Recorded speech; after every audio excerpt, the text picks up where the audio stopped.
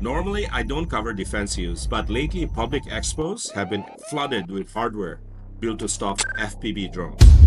Maybe this never-ending conflicts have something to do with that, right? So today, we look at tactical localized countermeasures, the tech-changing low-altitude security. Today, a multi-layered defense is the new standard. This requires an integrated sensor network to detect and track before a threat even gets too close. The outer layer of this defense relies on electronic warfare, which the industry calls soft kill, and electronic net that blinds and hijacks drone signals. This is all about frequency jamming and spoofing. And for the drones that get through, there is the next layer, composed of highly mobile units such as vehicles, backpacks, and handheld units.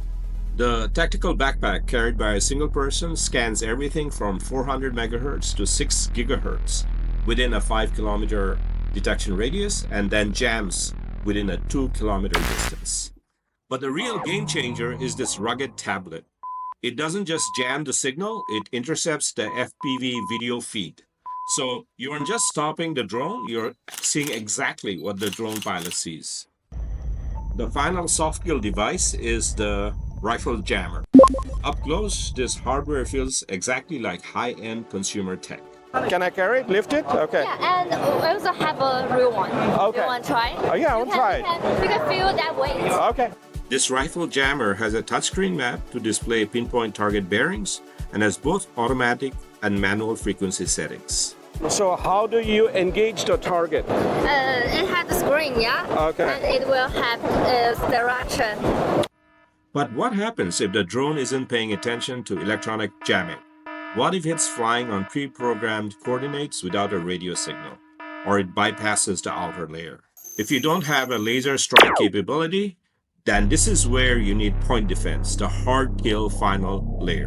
This is the last resort, using kinetic projectiles.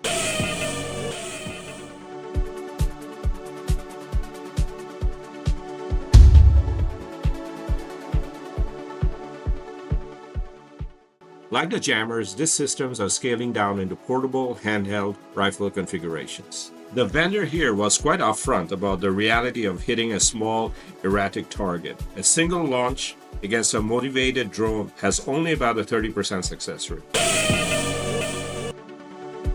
However, a 3-round launch raises the success rate to 90%. The tech is moving fast because the threats are too. We've been seeing fiber-optic drones that ignore jamming entirely, forcing the industry towards directed energy lasers to physically burn them out. From smart tablets to AI missiles, the line between hobbyist tech and defense is blurring. Thanks for watching. I'll see you in the next one.